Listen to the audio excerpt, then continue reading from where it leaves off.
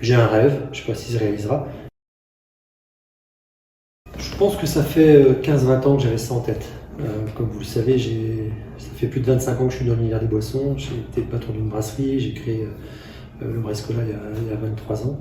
Mais j'ai une certaine appétence pour les spiritueux et pour moi c'était une évidence de revenir à ma première expérience professionnelle qui était justement la commercialisation de whisky. Mais par contre cette fois-ci en le créant et en le distribuant. La créativité, le partage et le plaisir. Et je pense que c'est ce qui symbolise aussi les moments de dégustation qu'on peut avoir à travers les différents spiritueux. Alors pour moi c'était une évidence parce que j'étais le patron de la brasserie Lancelot. Pour faire du whisky il faut faire une bière, donc de la bière au whisky. Lancelot c'est un des chevaliers de la table ronde, mais Galad, son fils dans l'imaginaire arthurien, était aussi un chevalier de la table ronde et c'est celui qui m'a mené à bien la quête du Graal. Et c'est aussi le projet que j'ai moi, qui est de transmettre de père en fils. J'ai un rêve, je ne sais pas s'il se réalisera, mais c'est mon rêve c'est que mes enfants et mes fils me rejoignent dans l'aventure.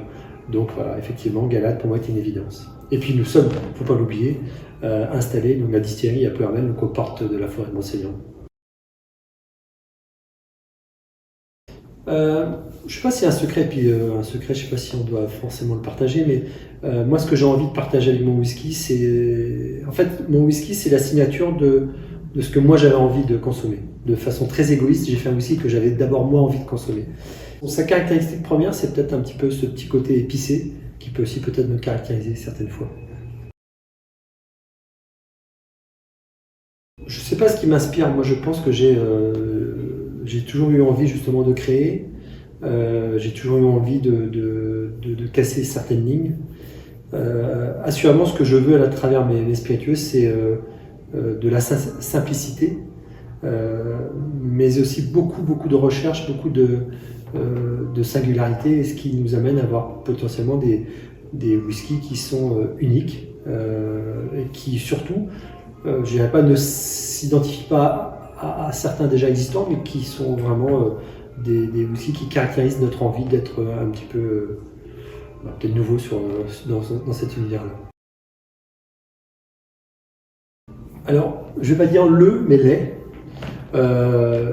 Alors bien sûr, le whisky, parce que je vous dis j'aime ça. Alors on va parler de Origine dans ma gamme, parce que Origine c'est celui qui vraiment caractérise vraiment je vous l'ai dit, la signature de la maison. Donc avec ce côté épicé, ce côté gourmand.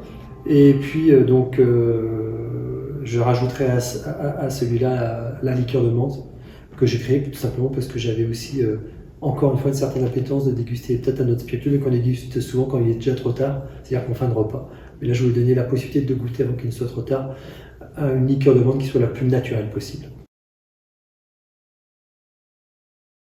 Je vous l'ai dit, c'est Origine, sans aucun doute. Je sais qu'il y a un qui est bien aimé aussi, qui s'appelle la Table des Chefs, qui a été concocté avec une association qui s'appelle Table et Saveurs de Bretagne, qui regroupe les 41 tables étoilées de Bretagne. 24 membres de cette association, donc 24 chefs étoilés, leurs sommeliers sont venus à la distillerie.